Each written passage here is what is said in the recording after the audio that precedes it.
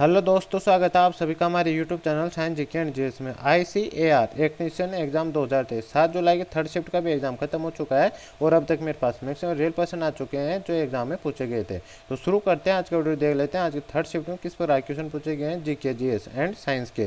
तो गाइज आज का फर्स्ट पर्सन है जो थर्ड शिफ्ट में पूछा गया था, लेकिन फर्स्ट पर्सन देखने से पहले यदि आप चैनल पर पहली बार आए तो चैनल को सब्सक्राइब कर बेल आइकन ऑन कर लो, ताकि आपका जैसे नेक्स्ट एग्जाम होगा और उसका एनालिसिस में लेके आऊँगा तो उसका नोटिस आप तक पहुँच जाएगा और आप सबसे पहले एनालिसिस देख सकेंगे। शुरू करते हैं आज के फर्स्ट क्वेश्चन से। आज का फर्स्ट क्वेश्चन है, नेशनल साइंस म्यूजियम कहाँ पर स्थित है? तो राष्ट्रीय विज्ञान के अंदर यह दिल्ली में स्थित है, दिल्ली इसका राइट आंसर हो जाएगा। इसकी स्थापना की बात करें तो 1992 में इसकी स्थापना हुई थी और ये राष्ट्रीय विज्ञान संग्रहालय परिषद का आधारभूत अंग है, तो ये फैक्ट भी आपको ध्यान रखना है। इस पर नेक्स्ट क्वेश्चन पूछा गया था, केंद्रीय भारतीय भाषा संस्थान निम्नलिखित में से किस स्थान पर स्थित है? तो ये मैसूर में स्थित है, मैसूर इसका राइट आंसर हो जाएगा।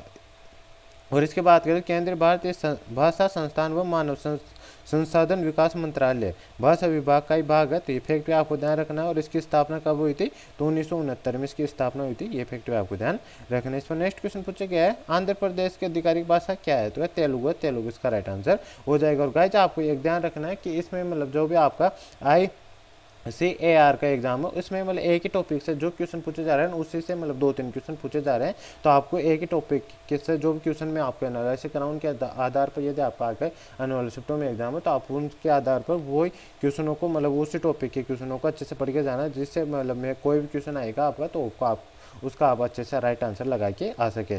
तो अब देख लेते हैं नेक्स्ट क्वेश्चन।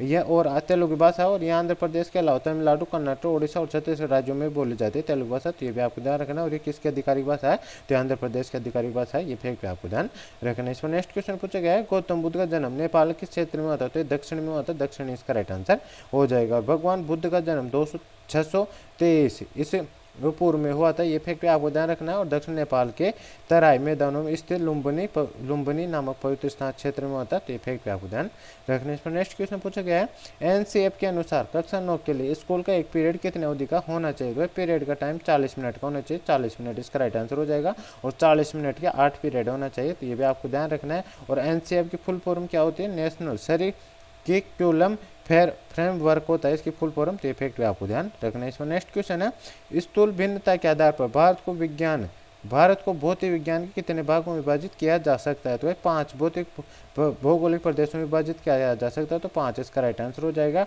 वो कौन कौन से हैं? तो थार मरुस्थलीय प्रदेश, दक्षिण पठार प्रदेश, पूर्वी तटीय प्रदेश व द्वीप समूह, इन 5 भागों में विभाजित किया जा सकता है, तो ये इसका राइट आंसर हो जाएगा। इसका नेक्स्ट क्वेश्चन है, निम्नलिखित में से किस क्षेत्र के लोग काठियावाड़ी भाषा बोलते हैं? तो सौराष्ट्र के लोग बोलते हैं, सौराष्ट्र इसका राइट आंसर हो जाएगा। सौराष्ट्र में काठियावाड़ी भाषा, दक्षिण गुजरात में सुरती भाषा, मध्य गुजरात में चरोटारी भाषा और कच्छ में कच्ची भाषा और स्थानीय लोगों द्वारा इस्तेमाल की जाने वाली बोलचाल की भाषाओं के कुछ उदाहरण है। तो गाइस यहाँ पे अगर और एग्जाम में कहीं के पूछे जाते हैं, मतलब गुजरात में बहुत सारी जगह जहाँ पर अलग अलग भाषाएं बोली जाती है, तो आपको इनको ध्यान रखना, आगे एग्जाम आपके यहाँ से पूछे जा सकते हैं। इसमें नेक्स्ट क्वेश्चन है, निम्नलिखित में से कौन सा बैंक भारत का केंद्रीय बैंक है? तो भारतीय रिजर्व बैंक का RBI, तो RBI इसका राइट आंसर हो जाएगा। भारतीय रिजर्व बैंक की स्थापना की बात करते हैं 1 अप्रैल 1935 को इसकी स्थापना हुई थी और इसकी स्थापना हिल्टन यंग कमीशन की सिफारिश पर की गई थी, ये फैक्ट आपको ध्यान रखना। और 1 जनवरी 1949 को RBI का राष्ट्रीयकरण कर दिया गया था, मतलब अपने देश को समर्पित कर दिया गया था भारत के आज़ादी के बाद। और इसके बाद बात करें तो RBI के गवर्नर वर्तमान में कौन है? जो 25वें नंबर की शक्तिकांत दास है, ये फैक्ट पे आपको ध्यान रखना। और RBI के पहले गवर्नर कौन थे? तो CD देशमुख थे, ये फैक्ट पे आपको ध्यान रखना है। और RBI को सरकार के बैंकर बैंक के रूप में भी जाना जाता है, तो ये फैक्ट आपको ध्यान रखना है। इस पर नेक्स्ट क्वेश्चन है, सर्वाधिक लिंग अनुपात किस राज्य केंद्र शासित प्रदेश का? तो राज्य की बात करें तो केरल का, और केंद्र शासित प्रदेश में बात करें तो पुदुचेरी का है, तो केरल और पुदुचेरी इसका राइट आंसर हो जाएगा। 2011 जनगणना के अनुसार भारत का लिंग अनुपात कितना है? तो 943 है, ये भी आपको ध्यान रखना। और संघ शासित प्रदेश पुदुचेरी का लिंग अनुपात कितना है? तो ये 1037 है, ये भी आपको ध्यान रखना है।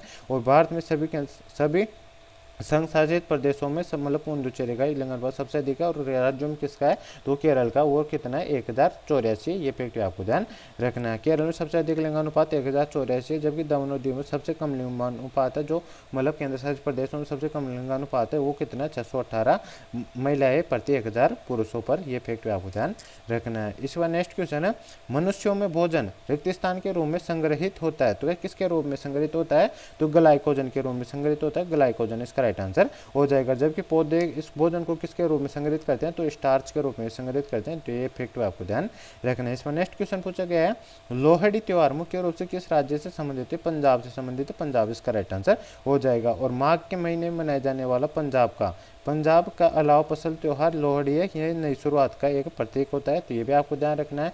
और यह त्यौहार हर साल 13 जनवरी को बहुत उत्साह और जोश के साथ मनाया जाता है। और 14 जनवरी कौन सा त्यौहार मनाया जाता है, तो मकर संक्रांति मनाया जाता है अपने भारत देश के अंतर्गत। और यह मुख्य रूप से पंजाबियों का एक फसल त्यौहार है। तो ये फैक्ट आपको ध्यान रखना है। इसका नेक्स्ट क्वेश्चन है, भारत सबसे ज्यादा बॉर्डर किस देश के साथ साझा करता है। तो भाई भारत सबसे ज्यादा बॉर्डर किस देश के साथ साझा करता है, ये 4096 किलोमीटर साझा करता है और बांग्लादेश के साथ साझा करता है। बांग्लादेश इसका राइट आंसर हो जाएगा। और भारत 7 देशों के साथ अपनी सीमा साझा करता है, मतलब स्थलीय सीमा। तो 7 देश किस देश के साथ कितनी सीमा साझा करता है, तो ये भी आपको ध्यान रखना है। तो गाइस इसकी बात करें, सबसे ज़्यादा सीमा साझा करता है 4096.7 किमी बांग्लादेश के साथ।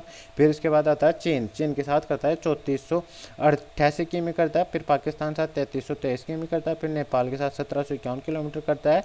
और म्यांमार के साथ करता है 1643 किलोमीटर के। और भूटान के साथ करता है 699 किलोमीटर के। और अफगानिस्तान के साथ करता है 106 किलोमीटर के, जो सुबह वाले शिफ्ट में मतलब यानी फर्स्ट शिफ्ट में क्वेश्चन पूछा गया था। तो गाइस इन सभी को आपको ध्यान रखना, आगे भी यहाँ से क्वेश्चन पूछे जा सकते हैं। इस पर नेक्स्ट क्वेश्चन है, फत्तो रपा जत्रा किस भारतीय राज्य में मनाया जाता है, तो गोवा में मनाया जाता है। गोवा इसका राइट आंसर हो जाएगा। और फत्तो रपा जत्रा गोवा की सबसे प्रसिद्ध जत्राओं में से एक है। और क्यूम तालुका के फत्तो रपा में शांता दुर्गा कोकोलीने एन कारिन के मंदिर में मनाई जाती है। तो ये भी आपको ध्यान रखना है। और कोको कोली एन कारिन का अर्थ क्या होता है, कौन कोली से होता है, तो ये भी आपको ध्यान रखना है। और इस त्योहार के दौरान पूरे गांव में विभिन्न धर्म समुदायों और जातियों के लोग देवताओं की पूजा करने के लिए आते हैं। तो ये फैक्ट भी आपको ध्यान रखना है। इसमें नेक्स्ट क्वेश्चन है, इंटर रेलवे एथलेटिक्स चैंपियनशिप में पुरुषों की 100 मीटर रेस में किसने रिकॉर्ड बनाया है। तो क्या इसकी बात करें तो भारतीय sprinter Al Amlan बोर्ग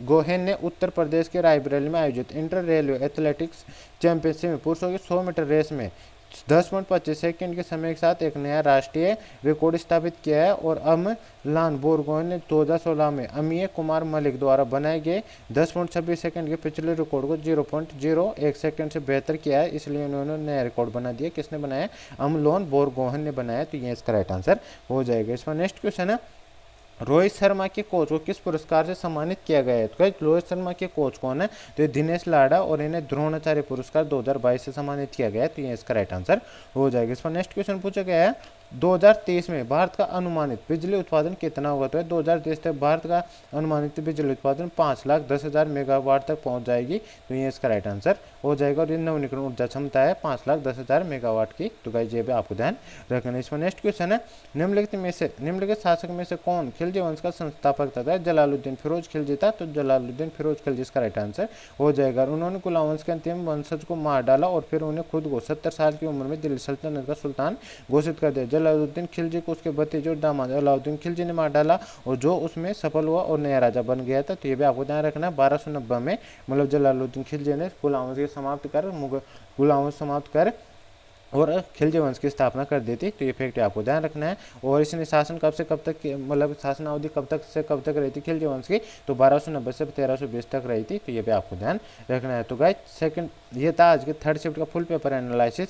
I hope आपको वीडियो पसंद आएगा। वीडियो पसंद आए तो वीडियो को लाइक करना, चैनल पहली बार है चैनल को सब्सक्राइब कर बेल आइकन ऑन कर लेना, ताकि मैं जैसे ही नेक्स्ट आपका एग्जाम खत्म होगा और उसका एनालिसिस लेके आऊँगा तो उसका नोट आप तक पहुँच जाएगा और आप सबसे पहले एनालिसिस देख सकें। और गाइस यदि आप तीनों शिफ्टों का PDF चाहिए तो मैंने डिस्क्रिप्शन टेलीग्राम चैनल का लिंक दे रखा है, आप उसको ज्वाइन कर लीजिए, उस पर आप उसका PDF भी मिल जाएगा। तो गाइस मिलते हैं नेक्स्ट वीडियो में, तब तक के लिए जय हिंद जय भारत।